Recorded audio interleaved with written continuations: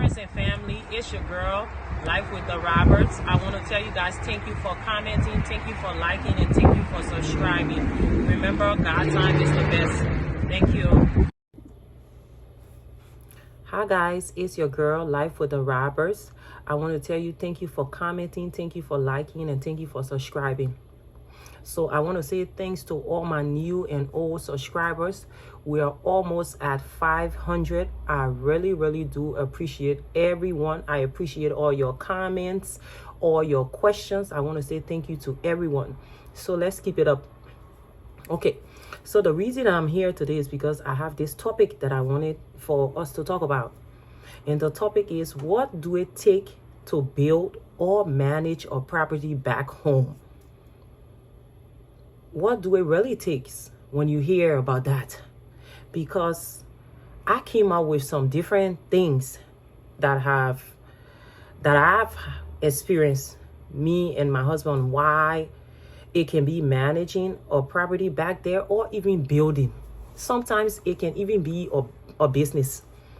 But today particular, I'm talking about, let's say, managing a property or building a property. So if you see me looking down, I wrote notes. So every time I would just check on the notes to make sure that I'm on track. Okay, so what do it take to manage or build a property back home? The first thing I put down on my list is finances. Money. I can't stress on how much money. It all depends what you're trying to build or what you're trying to do. But in everything, we need money to do it. So you cannot say, I want to buy a car if you don't have money. You cannot say, I want to build a house if you don't have money. Okay. The second thing I talk about, even if you have the money and you want to build a house or do a business or anything in Liberia.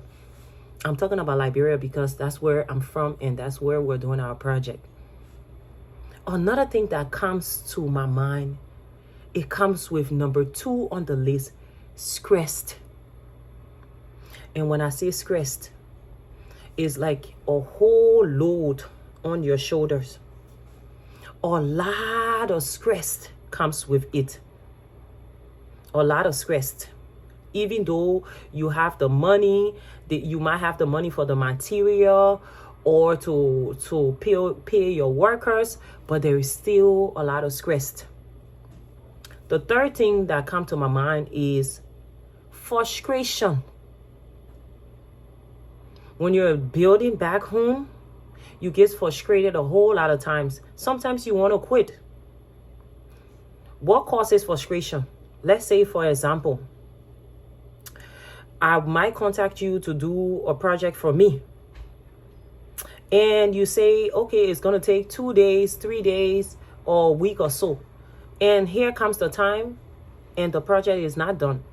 That alone makes the person frustrated.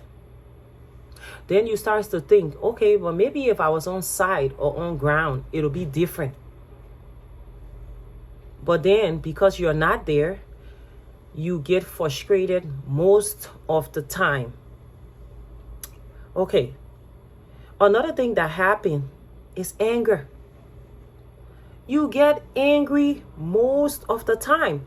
Why? You might pay, first of all, when you meet these contractors, you might have a vision of what you want. And you say, okay, I want to do a 2-bedroom house. And in Liberia with the contractors, everybody will say, I know how to do everything. They don't have, you will not meet a guy you might meet a guy, he will say, I know how to plaster, I know how to lay tile, I'm the plumber, I'm the electrician, everything, they know how to do it. So because they want the money, they will tell you that, and you will give them the money, but then you will end up not getting what you pay for. That causes you to be very angry, because how can you pay for a certain thing and then you can't get it? Another thing I put down on my list about what it takes to build or manage a property back home, sleepless nights. And when I say sleepless nights, I mean sleepless nights. I'll give you a story. You know, due to the time differences in Liberia or Africa, Liberia specifically, they're 6 hours ahead. So you here, you're doing a project, you will wake up in the middle of the night and call and say, hey, this is what I'm going to get, this is what I'm going to get. Because you have to inform them about what you want done. Sometimes they'll tell you, oh yeah, I understand, I get it. But then later on they will tell you they don't get it. Or they might call you. Like for example, this is a short story I'm going to give you guys. So we talk, normally what we do is we'll talk with family members about what we want done. Let's say today is Sunday, so we'll talk about it today. And then we'll say, okay, go and get these things and then call us, when it's in the morning here.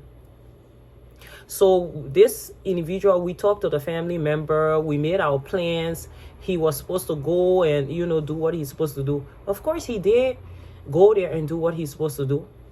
But when he got there, something else came up or whatever he was supposed to do, he couldn't do it. So he called us. And when I say call us, he's calling here around 3 something in the morning. And by that time, we're tired and sleeping. But we have to wake up and get up to talk. Because those are the things people go through here just to build and manage a property back home. You will have a lot of sleepless nights because there is due to different time. There's a different time here in America and there's a different time there in Liberia. The next one I put on the list. You have to sacrifice a lot in order to be able to build and manage a property back home. When I say sacrifice, what do I mean? We live here in America. We have bills that we have to pay. But there are some other things that you deprive yourself of because you want to do projects back home. You can't just get up and leave and, oh, I'm going from state to state. Or maybe if there is somebody wants you to take part in a wedding, you can't just, hey, I'm available. Because you have your project to do. So you have to let go some things in order to achieve your goal back home.